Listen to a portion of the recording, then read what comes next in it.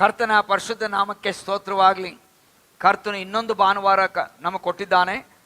ಆತನನ್ನು ಆರಾಧಿಸುವಂತೆ. ಆತನು ಪುನರುತ್ಥಾನವಾಗಿದ್ದಾನೆ. ಇವತ್ತು ಆತನ ಹೇಳಿರುವಂಥ ಮಾತೇನು ಗೊತ್ತೇನು? ನಾನು ಜೀವಿಸುವುದರಿಂದ ನೀವು ಕೂಡ ಜೀವಿಸ್ತಿದ್ದೀರಿ ಅಂತ. What a beautiful statement. That is fantastic. Come, let us worship the king of kings and lord of lords. His name is Jesus. He is alive and he is very much in your home, worshiping with you and here with us. Praise God for that. ಹೌದು, ಕರ್ತನಲ್ಲಿ ಪ್ರೀತಿಯ ಸಹೋದರ ಸಹೋದರಿ, ತಂದೆಯಾದ ದೇವರು ನಮ್ಮ ಕರ್ತನಾದ ಯೇಸು ಕ್ರಿಸ್ತನ ಹೆಸರಿನಲ್ಲಿ ನಾವು ಆತನ ಬಳಿಗೆ ಬರುವಾಗ ಆತನು ನಮ್ಮನ್ನು ಅಪ್ಪಿಕೊಳ್ಳುತ್ತಾನೆ, ನಮ್ಮ ಪಾಪಗಳನ್ನು ಕ್ಷಮಿಸುತ್ತಾನೆ ಮತ್ತು ನಾವು ಸಲ್ಲಿಸುವ ಆರಾಧನೆಯನ್ನು ಸ್ವೀಕರಿಸುತ್ತಾನೆ.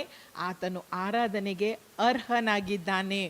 ಇಡೀ ವಿಶ್ವದಲ್ಲಿ ಆರಾಧನೆಗೆ ಸ್ತೋತ್ರನು ಅರ್ಹನು ಆಗಿರುವುದಂದರೆ ಆ ಪರಮ ಪವಿತ್ರನಾದ ಮಹಾದೇವರು, ಮಹಾಕರ್ತನು, ಮಹಾ ಒಡೆಯನು, ಮಹಾರಾಜನು ಆಗಿರುವ ನಮ್ಮ ಪರಲೋಕದ ತಂದೆ ಯೇಸು ಕ್ರಿಸ್ತನ ಹೆಸರಿನಲ್ಲಿ ಆತನನ್ನು ಸ್ತುತಿಸೋಣ. ಬನ್ನಿರಿ, ಆರಾಧಿಸೋಣ. ಸಂತೋಷವಾಗಿ ತೆರೆದ ಹೃದಯದಿಂದ ದೇವರ ವಾಕ್ಯವನ್ನು ಕೇಳೋಣ. ಬನ್ನಿರಿ. Come on.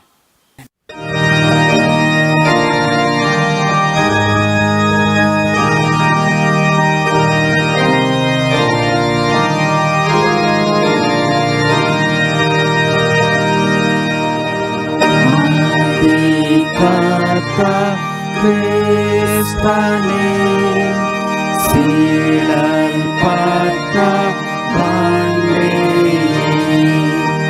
ನೀನು ಪಟ್ಟ ಗಾಯವು ಹೊಯ್ದ ನೀರು ರಕ್ತವು ನನ್ನ ಪಾಪ ನೀಗಿಸಿ ಪೂರ್ಣ ಶುದ್ಧ ಮಾಡಲಿ.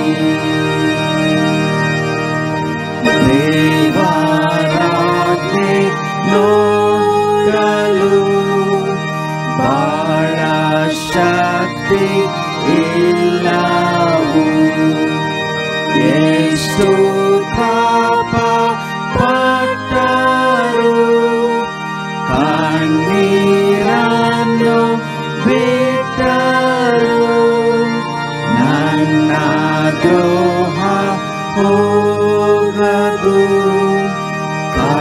ಕರ್ತನಿಗೆ ರಕ್ಷಿಸು.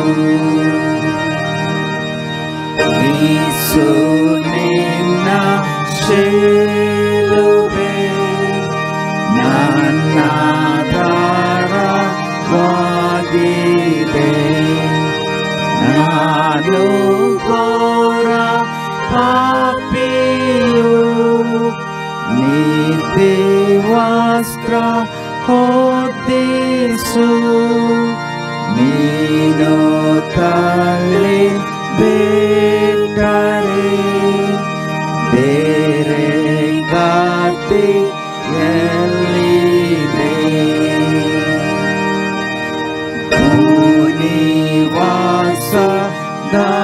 ಭೂನಿವಾಸದಲ್ಲಿಯೂ ಸಾಯುತ್ತಿರುವಾಗಲೂ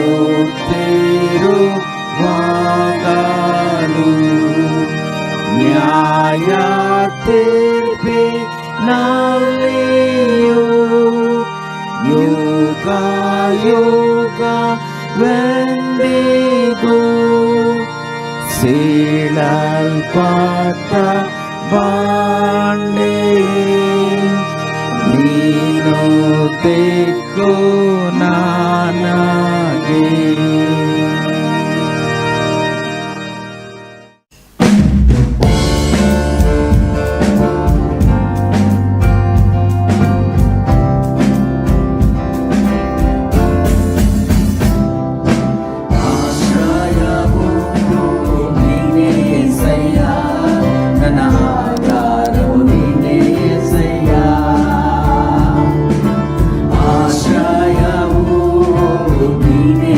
Say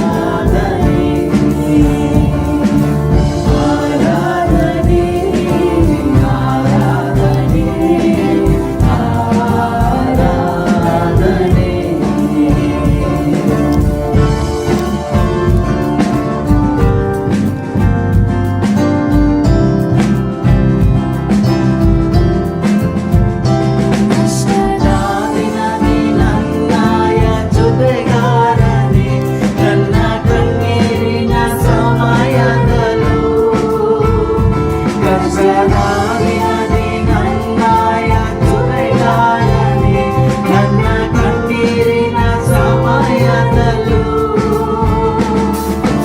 ನನ್ನ ಕಾಣುವ ನನ್ನ ಒಡೆಯನೇ ಎಲ್ಲೋಗಿ ನೀನೇನಯ್ಯ ನನ್ನ ಕಾಣುವ ನನ್ನ ಒಡೆಯನೇ ಎಲ್ಲೋಗಿ ನೀನೇನಯ್ಯ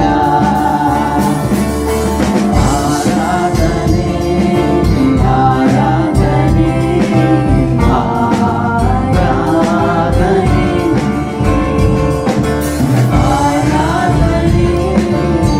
ಆರಾಧನೆ ಆರಾಧನೆ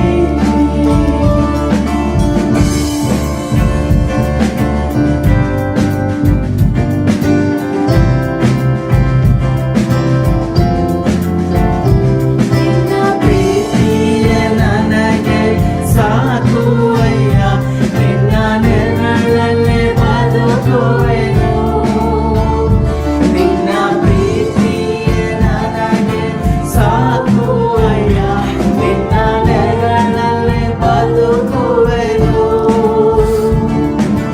ನನ್ನ ನಡೆಸುವ ನನ್ನ ಕುರುಬನೇ ಯೆಹೋವನೇ ನನ್ನ ನಡೆಸುವ ನನ್ನ ಕುರುಬನೇ ಯೆಹೋವನೇ ಆರಾಧನೆ ಆರಾಧನೆ ಆರಾಧನೆ ಆರಾಧನೆ ಆರಾಧನೆ ಆರಾಧನೆ ಆಶ್ರಯವು ನೀನೇ యేసయ్య ನನ್ನ ಆಧಾರವು ನೀನೇ యేసయ్య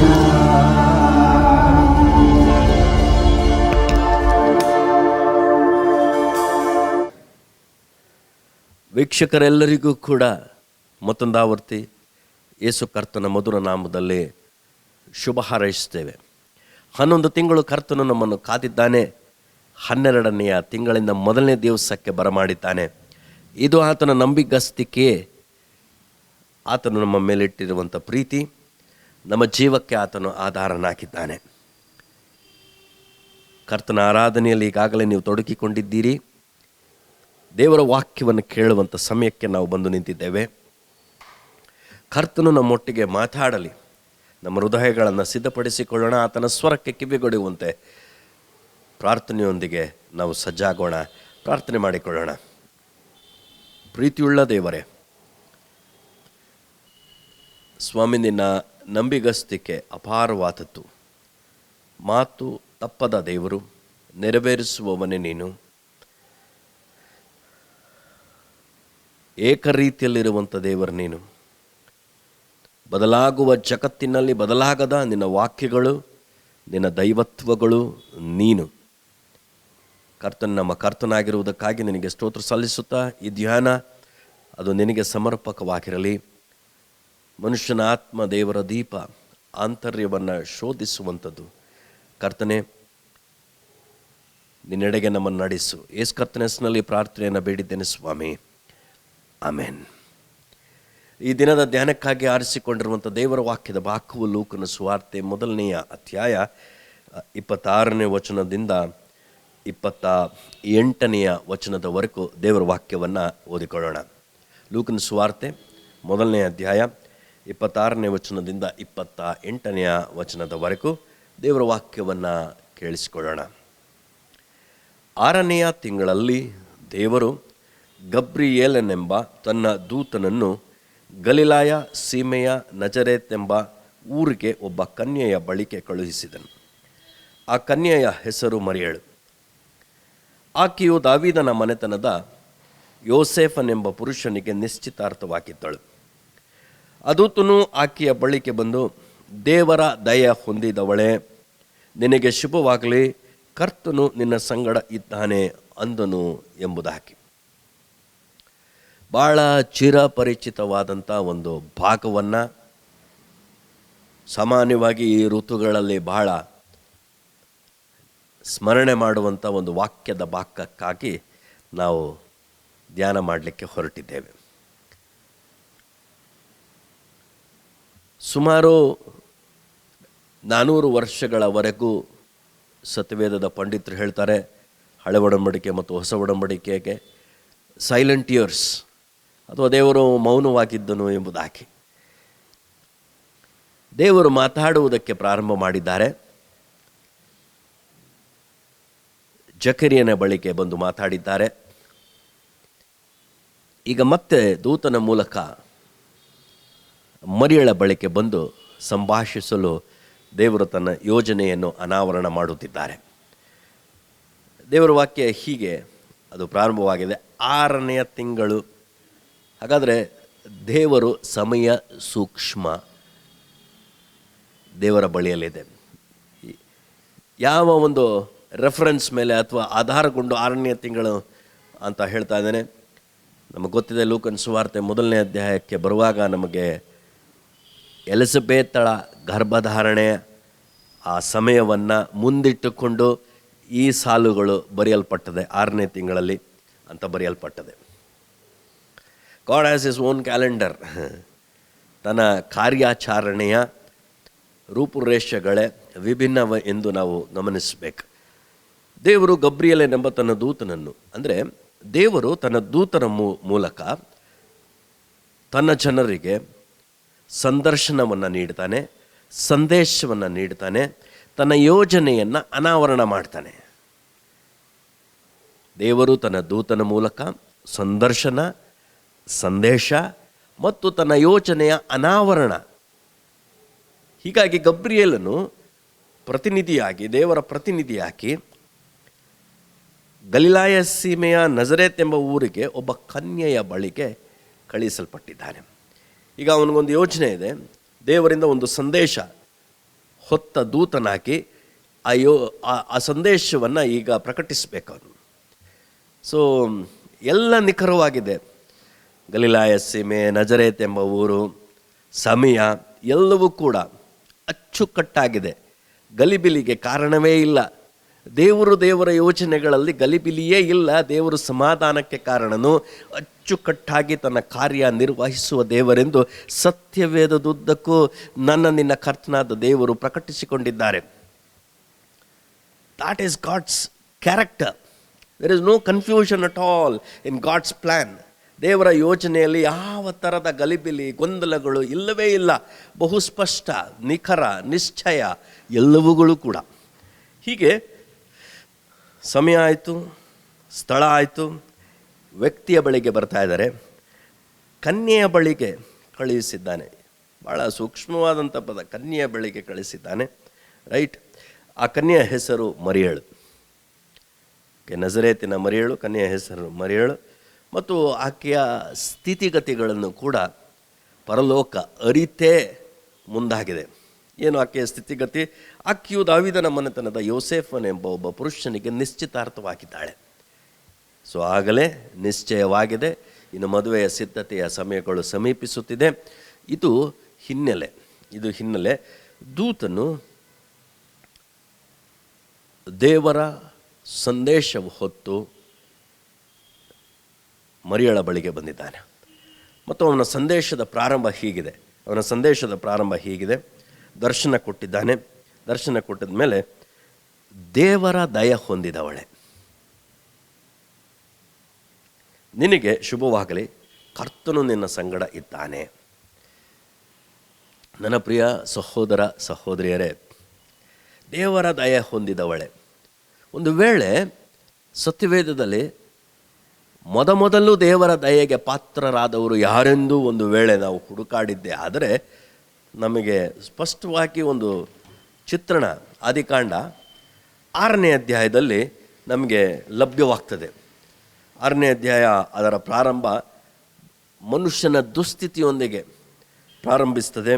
ಮತ್ತು ಅವನ 5ನೇ ವಚನದಲ್ಲಿ ಈ ರೀತಿಯಾಗಿ ಹೇಳಲ್ಪಟ್ಟಿದೆ, ಮನುಷ್ಯರ ಕೆಟ್ಟತನವು ಭೂಮಿಯ ಮೇಲೆ ಹೆಚ್ಚಾಗಿರುವುದನ್ನು, ಅವರ ಹೃದಯದಲ್ಲಿ ಯೋಚಿಸುವುದೆಲ್ಲವೂ ಯಾವಾಗಲೂ ಬರೀ ಕೆಟ್ಟದಾಗಿರುವುದನ್ನು ಯೆಹೋವನು ನೋಡಿ ಅಂತ ಹೇಳ್ತಾ ಇದ್ದಾನೆ.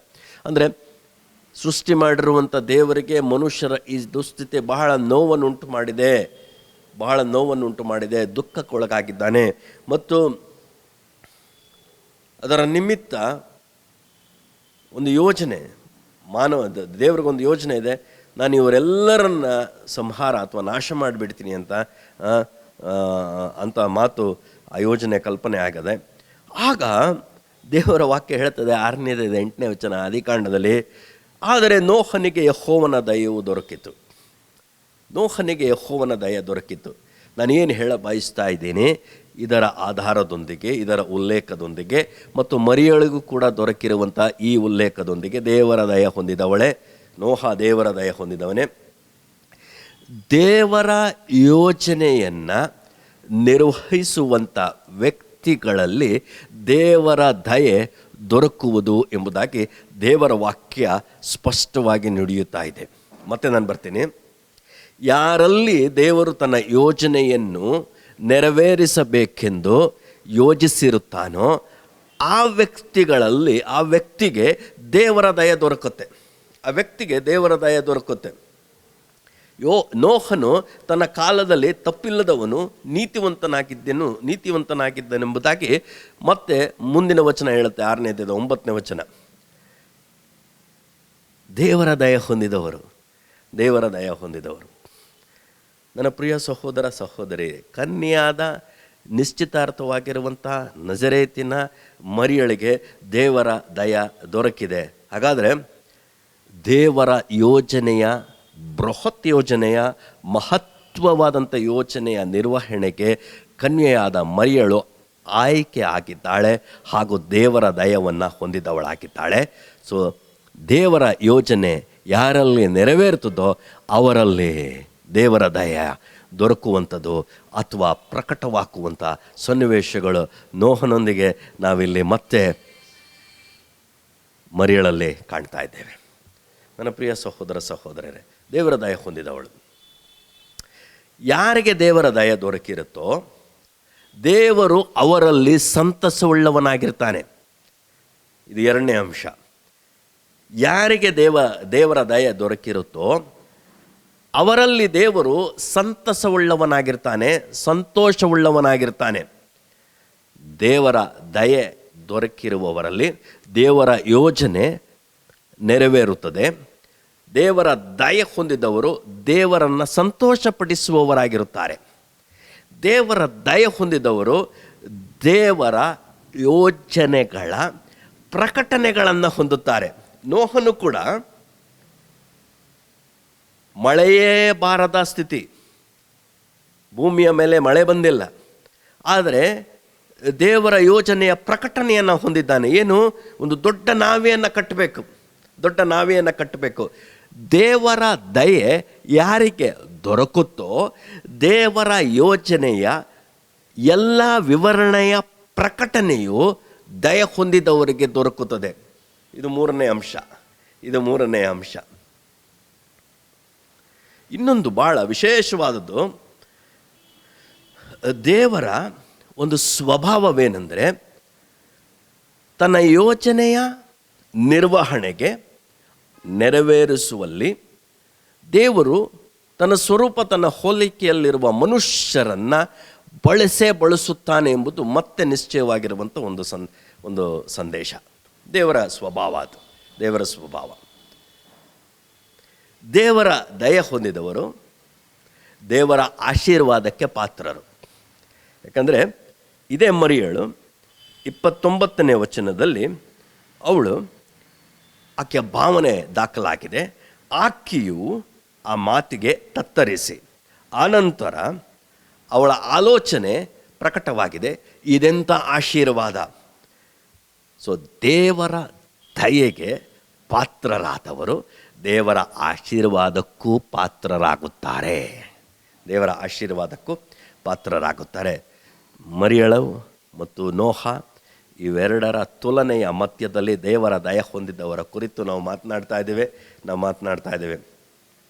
ಹೌದು ಪ್ರಿಯರೇ, ಈ ದೇವದೂತನ ಮುಂದುವರಿದ ಸಂಭಾಷಣೆಯನ್ನು ನಾವು ಕೇಳೋಣ. ಮುಂದುವರಿದಂಥ ಸಂಭಾಷಣೆಯನ್ನು ಕೇಳೋಣ. ಏನೋ ಸಂಭಾಷಣೆ ಅಂದರೆ, ನಿನಗೆ ಶುಭವಾಗಲಿ ಅಂದರೆ ಪೀಸ್ ಬಿ ಅಂಟು ಯು, ನಿನಗೆ ಶುಭವಾಗಲಿ, ನಿನಗೆ ಸಮಾಧಾನವಾಗಲಿ, ಶಲೋಮ್ ಆಗಲಿ. ಕರ್ತನು ಹಾರೈಸುವವನಾಗಿದ್ದಾನೆ. ಕರ್ತನು ತಾನೇ ತನ್ನ ಜನರನ್ನು ಹಾರೈಸ್ತಾನೆ, ವಂದಿಸ್ತಾನೆ. ಮಾತ್ರವಲ್ಲದೆ ಅದ್ಭುತವಾದಂಥ ಇನ್ನೊಂದು ಸಾಲು ದಾಖಲಾಗಿದೆ, ದೇವರು ನಿನ್ನೊಂದಿಗಿದ್ದಾನೆ. ವಿಶೇಷವಾದಂಥ ಸಾಲಿದು, ವಿಶೇಷವಾದಂಥ ಸಾಲು. ಯಾಕೆ? ದೇವರ ಯೋಚನೆಯ ನಿರ್ವಹಣೆಯಲ್ಲಿ ಅಥವಾ ಅದನ್ನು ನೆರವೇರಿಸುವ ಆ ಸಂದರ್ಭಗಳಲ್ಲಿ ದೇವರ ಪ್ರಸನ್ನತೆ ನಿರಂತರವೂ ಆ ವ್ಯಕ್ತಿಯೊಂದಿಗೆ ದೇವರು ತಾನೇ ಇರಿಸುವನೆಂದು, ತಾನೇ ಅದನ್ನು ಇರಿಸುವನೆಂದು ಈ ದೇವರ ದಯೆಗೆ ಒಳಗಾದವರಲ್ಲಿ ದೇವರ ಯೋಚನೆಯ ನಿರ್ವಹಣೆಗೆ ದೇವರ ಒಂದು ವಾಗ್ದಾನ ಏನೆಂದರೆ, ದೇವರು ನಿನ್ನೊಂದಿಗೆ ಇದ್ದಾನೆ. ಹೌದು ಪ್ರಿಯರೇ, ಇದು ನೋಹನಲ್ಲಿಯೂ ಕೂಡ ನೆರವೇರಿರುವಂಥ ಸತ್ಯ. ನಾವೇ ನಿರ್ಮಾಣವಾದ ನಂತರ ಯಾರ್ಯಾರು ಆ ನಾವೆಯಲ್ಲಿ ಪ್ರವೇಶವಾಗಬೇಕು, ಮತ್ತು ಪ್ರವೇಶ ಆದಮೇಲೆ ಕಾಯೋದು, ಮತ್ತೆ ಮಳೆ ಬರೋದು, ಮತ್ತೆ ಅಲ್ಲಿಂದ ಹೊರಬರುವುದು, ಇವೆಲ್ಲವುಗಳ ನಡುವೆ ದೇವರ ಉಪಸ್ಥಿತಿ ದಯ ಹೊಂದಿದ ನೋಹನೊಂದಿಗಿತ್ತು. ಹಾಗೆಯೇ ಮರಿಯಳೊಂದಿಗೂ ಕೂಡ ಇದು ಆಶ್ವಾಸನೆಯೋಪಾದಿಯಲ್ಲಿ ನೆರವೇರುತ್ತಾ ಇದೆ, ಅಥವಾ ಒಂದು ವಾಗ್ದಾನವಾಗಿದೆ. ಏನು? ದೇವರು ನಿನ್ನೊಂದಿಗಿರ್ತಾನೆ, ದೇವರು ನಿನ್ನೊಂದಿಗಿರ್ತಾನೆ. ನನ್ನ ಪ್ರಿಯ ಸಹೋದರ ಸಹೋದರಿಯರೇ, ಈ ಋತುವಿನಲ್ಲಿ ನಿಮಗೆ ಹೇಳಬಯಸುವುದೇನೆಂದರೆ, ದೇವರ ದಯೆ ಹೊಂದುವವರು ಯಾರು? ದೇವರ ದಯೆ ಹೊಂದುವವರು ಯಾರು? ಜ್ಞಾನೋಕ್ತಿಗಳ ಪುಸ್ತಕ ಅದರ 3ನೆಯ ಅಧ್ಯಾಯದಲ್ಲಿ ಒಂದು ಮಾತು ಹೀಗಿದೆ. ಜ್ಞಾನೋಕ್ತಿಗಳ ಪುಸ್ತಕ ಅದರ 3ನೇ ಅಧ್ಯಾಯ 3ನೇ ವಚನ ಮತ್ತು 4ನೇ ವಚನ ಹೀಗೆ ನುಡಿಯುತ್ತದೆ. ಪ್ರೀತಿ ಸತ್ಯತೆಗಳು ನಿನ್ನನ್ನು ಬಿಡದಿರಲಿ, ಅವುಗಳನ್ನು ನಿನ್ನ ಕೊರಳಿಗೆ ಕಟ್ಟು, ನಿನ್ನ ಹೃದಯದ ಹಲಗೆಯಲ್ಲಿ ಅವುಗಳನ್ನು ಬರೆ. ಇದರಿಂದ ನೀನು ದೇವರ ಮತ್ತು ಮನುಷ್ಯರ ದಯೆಯನ್ನು ಸಮ್ಮತಿಯನ್ನು ಪಡೆದುಕೊಳ್ಳುವಿ. ನಾನು ಮತ್ತೆ 4ನೇ ವಚನವನ್ನು ಓದಲು ಬಯಸ್ತೇನೆ. ಇದರಿಂದ ನೀನು ದೇವರ ಮತ್ತು ಮನುಷ್ಯರ ದಯೆಯನ್ನು ಸಮ್ಮತಿಯನ್ನು ಪಡೆದುಕೊಳ್ಳುವಿ. ಹೌದು ಪ್ರಿಯರೇ, ಪ್ರೀತಿ ಸತ್ಯತೆಗಳು ನಿನ್ನನ್ನು ಬಿಡದಿರಲಿ. ವಿಶೇಷವಾದಂಥ ಒಂದು ಆತ್ಮೀಕ ಪ್ರಬುದ್ಧವಾದಂಥ ಸಾಲುಗಳಿವು. ಪ್ರೀತಿ ಸತ್ಯತೆಗಳು ನಿನ್ನನ್ನು ಬಿಡದಿರಲಿ. ಜೊತೆಯಾಗಿ ಹೋಗಬೇಕದು, ಜೊತೆಯಾಗಬೇಕು. ದೇವರ ದಯ ಹೊಂದುವವರ ಲಕ್ಷಣ. ಸೊ ಮರಿಯಳು ಕೂಡ ಇದಕ್ಕೆ ಪಾತ್ರಳಾಗಿದ್ದಾಳೆ ಎಂಬುವ ಉಲ್ಲೇಖ ಅತಿಶಯೋಕ್ತಿ ಅಲ್ಲ. ಮಾತ್ರವಲ್ಲದೆ ನಮ್ಮೆಲ್ಲರಿಗೂ ತಿಳಿದಿರುವಂಥ ಒಂದು ಸತ್ಯವೇನೆಂದರೆ, ಆದಿಕಾಂಡ 3ನೇ ಅಧ್ಯಾಯದಲ್ಲಿ ವಾಗ್ದಾನವಾದಂಥ ಒಂದು ಮಾತನ್ನು ಯೆಹೋವ ದೇವರು ಆ ಸ್ತ್ರೀಗೆ ನುಡಿದಿದ್ರು. ಪಾಪ ಸಂಭವಿಸಿದ ನಂತರ ಯೆಹೋವನು ಅವರನ್ನು ಭೇಟಿ ಮಾಡಿದಾದ ಮೇಲೆ 15ನೇ ವಚನದಲ್ಲಿ ಆ ಸ್ತ್ರೀಗೆ ಸಂಬಂಧಪಟ್ಟಂಥ ಒಂದು ಮಾತು ಹೀಗಿದೆ. 3ನೇ ಅಧ್ಯಾಯದ 15ನೇ ವಚನ, ಆದಿಕಾಂಡ, ನಿನಗೂ ಈ ಸ್ತ್ರೀಗೂ ನಿನ್ನ ಸಂತಾನಕ್ಕೂ ಈ ಸ್ತ್ರೀಯ ಸಂತಾನಕ್ಕೂ ಹಗೆತನ ಇರುವ ಹಾಗೆ ಮಾಡುವೆನು. ಈಕೆಯ ಸಂತಾನವು ನಿನ್ನ ತಲೆಯನ್ನು ಜಚ್ಚುವುದು, ನೀನು ಅದರ ಹಿಮ್ಮಡಿಯನ್ನು ಕಚ್ಚುವಿ ಎಂಬುದಾಗಿ. ನನ್ನ ಪ್ರಿಯ ಸಹೋದರ ಸಹೋದರಿಯರೇ, ಈ ಮಾತು ಪಾಪ ಆದ ನಂತರ ಒಂದು ರೀತಿಯಲ್ಲಿ ಕುಗ್ಗಿರುವಂಥ ಈ ಸ್ತ್ರೀಗೆ ಯೆಹೋವನ ಒಂದು ಭರವಸೆ ಇದೆಯಲ್ಲ, ಭಾಳಷ್ಟು ಆಕೆಯಲ್ಲಿ ನಿರೀಕ್ಷೆಗೆ ಕಾರಣವಾಗಿರ್ಬೋದು. ಯೆಹೋವನ ವಾಗ್ದಾನ ಒಂದಷ್ಟು ನಿರೀಕ್ಷೆಗೆ ಕಾರಣವಾಗಿರಲಿಕ್ಕೆ ಸಾಧ್ಯ. ಹವ್ವಳಲ್ಲಿಯೇ ಹುಟ್ಟಿದ ತನ್ನ ಮೊದಲನೆಯ ಮಗನೇ ಒಂದು ವೇಳೆ ಹವ್ವಳ ಭಾವನೆ ಏನಾಗಿತ್ತು ಅಂದರೆ, ಈ ಸಂತಾನವೇ ಈ ಸೈತಾನನ ತಲೆಯನ್ನು ಜಜ್ಜುವುದೇನೋ ಅನ್ನುವ ರೀತಿಯಲ್ಲಿ ಆಕೆಯ ಭಾವಗಳಿದ್ದಿರಬಹುದು. ಅಲ್ಲಿಂದೀಚೆಗೆ ಸತ್ಯವೇದದುದ್ದಕ್ಕೂ ಪ್ರತಿ ಕನ್ಯೆಯರಲ್ಲಿಯೂ ಕೂಡ ಈ ಭಾವನೆ ಇರಬೇಕು. ನಾನು ಒಂದು ವೇಳೆ ಕನ್ಯೆ, ನನ್ನಲ್ಲಿ ಈ ಸ್ತ್ರೀಯ ಸಂತಾನ ಜನನವಾಗಬಹುದೇನೋ, ನಿರೀಕ್ಷೆ, ಅದೊಂದು ಆಶೆ.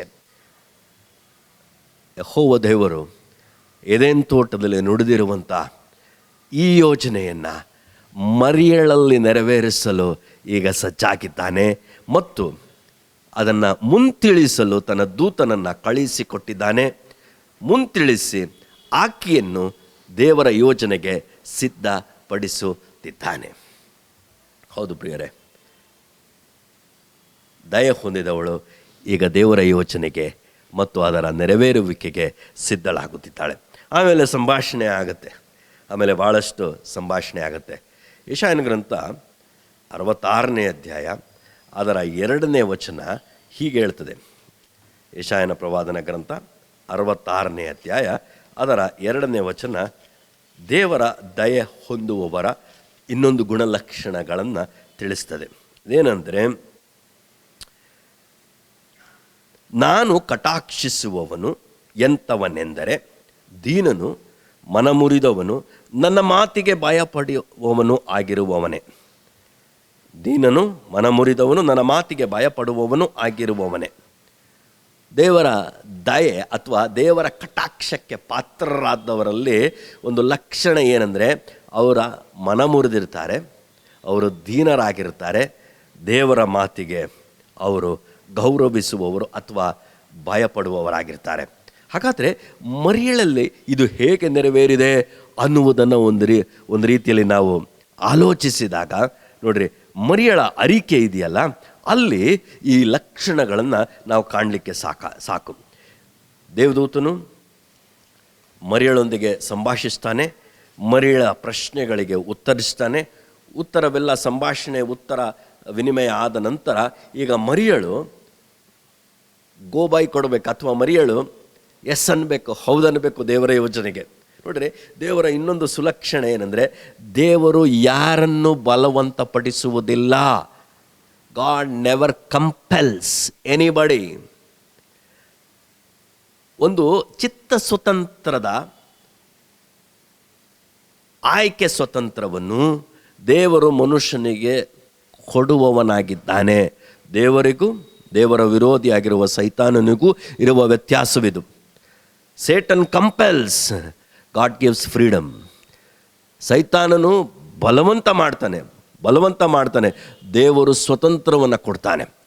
ಇಲ್ಲಿಯೂ ಕೂಡ ಈ 1ನೇ ಅಧ್ಯಾಯದಲ್ಲಿ ದೇವರ ಯೋಚನೆಯನ್ನು ನೆರವೇರಿಸಲು ಹೌದು ನಾನು ಸಿದ್ಧನಿದ್ದೇನೆ ಅನ್ನುವ ಸಮ್ಮತಿಯನ್ನು ಮರಿಯಳು ಕೊಡುವಾಗ ಅಲ್ಲಿ ಆಕೆಯ ದೀನತೆ ಅಡಕವಾಗಿದೆ.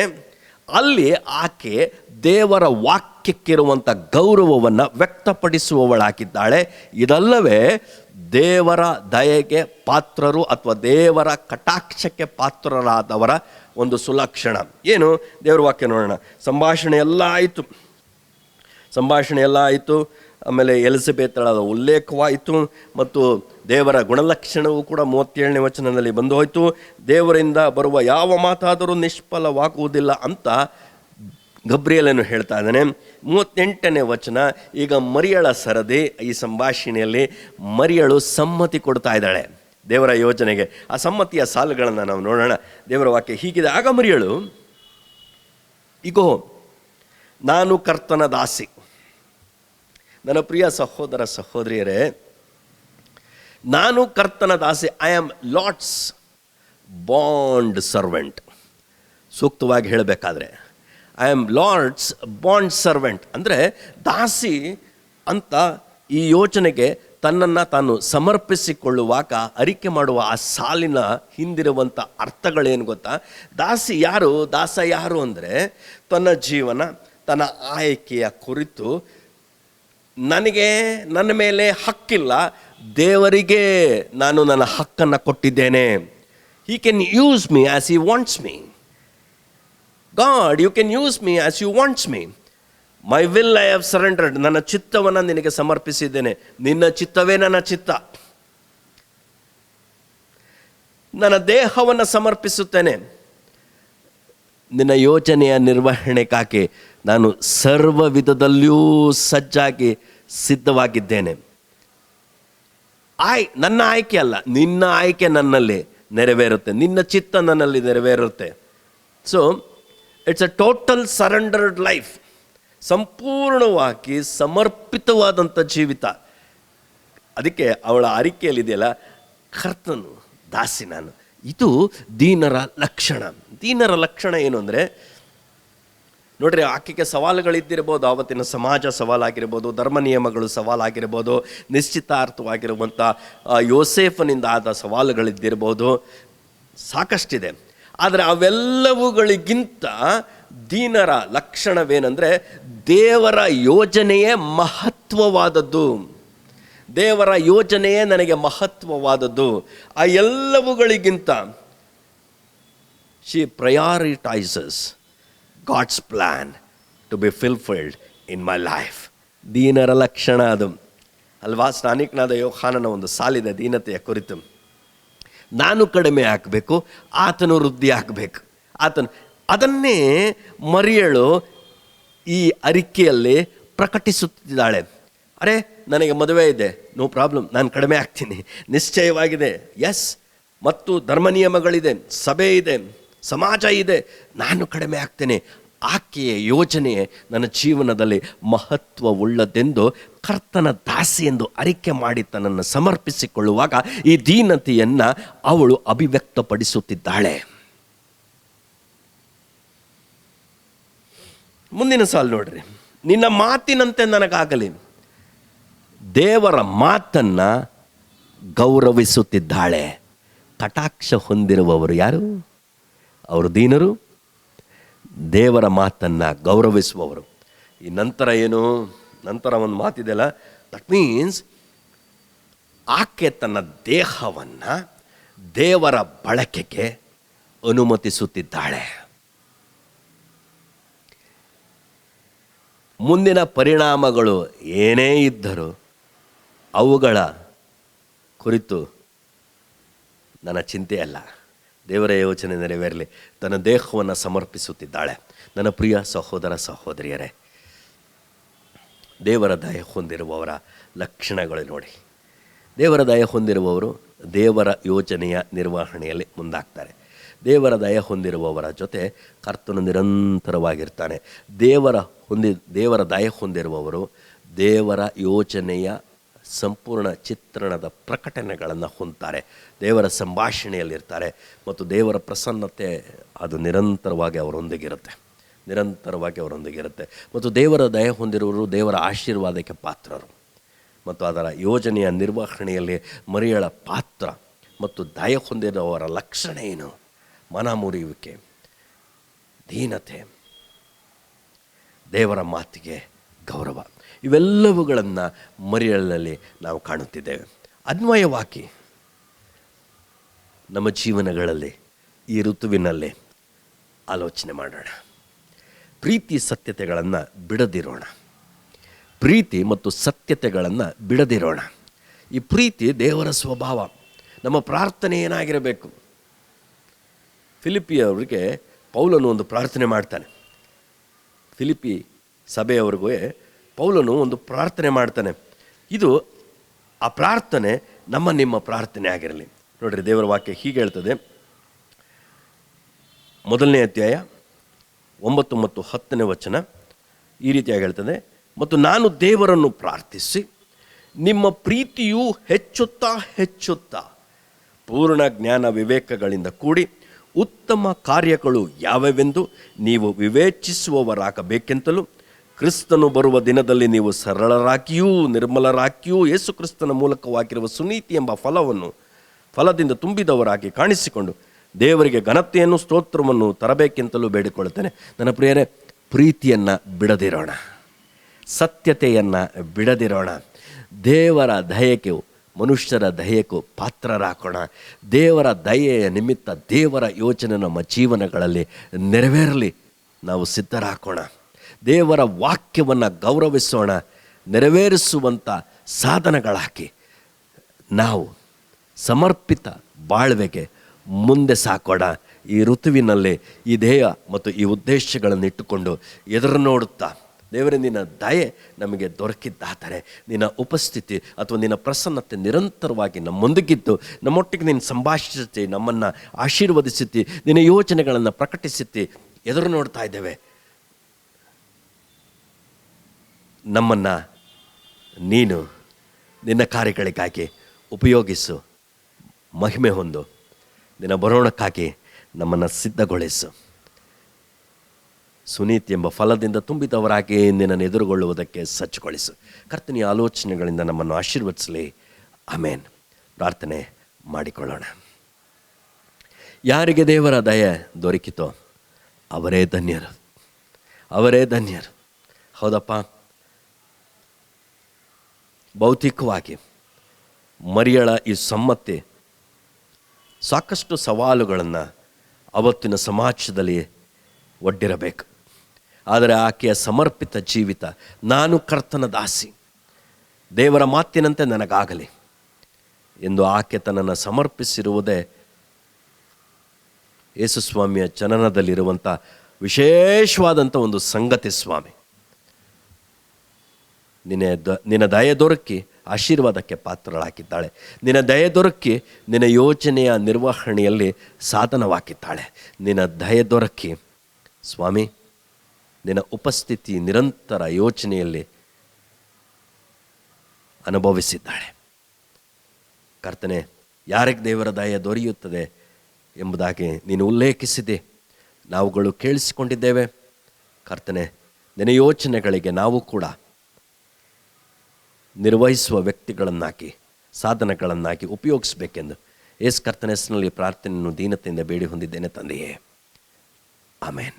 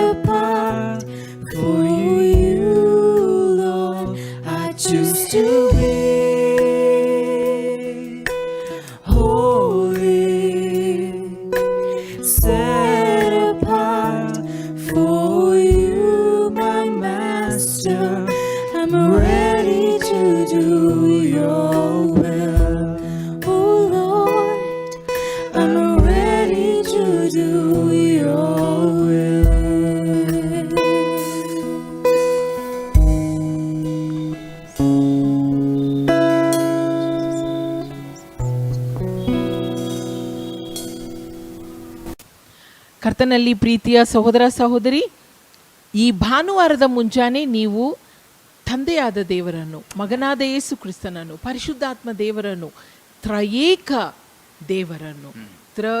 ದೇವರನ್ನು ಆರಾಧಿಸಿದ್ದೀರಿ, ಸ್ತುತಿಸಿದ್ದೀರಿ, ಕೊಂಡಾಡಿದ್ದೀರಿ, ಆತನ ವಾಕ್ಯ ಸಂದೇಶವನ್ನು ಕೇಳಿದ್ದೀರಿ. ಪ್ರಿಯ ಸಹೋದರ ಸಹೋದರಿ, ವಾಕ್ಯವೆಂಬುದು ಅದು ಒಂದು ಸಜೀವವಾದ ಬೀಜವಾಗಿದೆ. ಅದು ನಿಮ್ಮ ಶುದ್ಧ ಹೃದಯಗಳಲ್ಲಿ ಅದು ಬಿದ್ದಾಗ ಅದು ಫಲ ಕೊಡಲು ಅದಕ್ಕೆ ಶಕ್ತಿ ಇದೆ.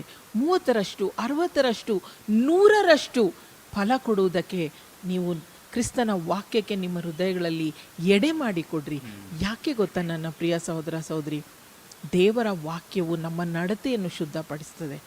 ಇದಕ್ಕೆ ನಾನು ಸಾಕ್ಷಿ. ನನ್ನ ಹಳೆಯ ಜೀವಿತವನ್ನು ಆಲೋಚಿಸುತ್ತಾ ಬರುವಾಗ ದೇವರ ವಾಕ್ಯವು ನನ್ನನ್ನು ಶುದ್ಧಗೊಳಿಸುತ್ತಾ ಸ್ವಚ್ಛಗೊಳಿಸುತ್ತಾ ನನ್ನಲ್ಲಿರುವ ಎಲ್ಲ ಹೊಲಸು ಕೆಸರುಗಳನ್ನು ತೆಗೆದುಹಾಕುತ್ತಾ ಬಂದಿದೆ.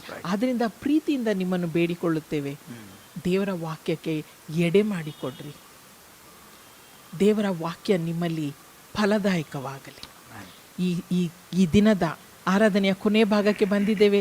ಸಭಾಪಾಲಕರು ಪ್ರಾರ್ಥನೆ ಮಾಡುವುದರೊಂದಿಗೆ ನಿಮ್ಮ ಕುಟುಂಬಗಳಿಗೋಸ್ಕರ, ನಿಮಗಿರುವ ಎಲ್ಲ ಸಮಸ್ಯೆಗಳಿಗೋಸ್ಕರ ಅವರು ಪ್ರಾರ್ಥನೆ ಮಾಡುವವರಾಗಿದ್ದಾರೆ ಮತ್ತು ಆಶೀರ್ವಾದ ವಚನವನ್ನು ಕೂಡ ಕೊಡಲಿಕ್ಕಿದ್ದಾರೆ.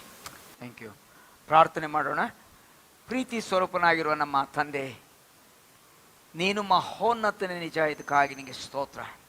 ನಿನ್ನ ಮಗನು ನಮ್ಮ ರಕ್ಷಕನಾಗಿರುವ ಯೇಸು ಕ್ರಿಸ್ತನನ್ನು ಕಳಿಸಿಕೊಟ್ಟಿದ್ದಕ್ಕಾಗಿ ನಿನಗೆ ಸ್ತೋತ್ರ.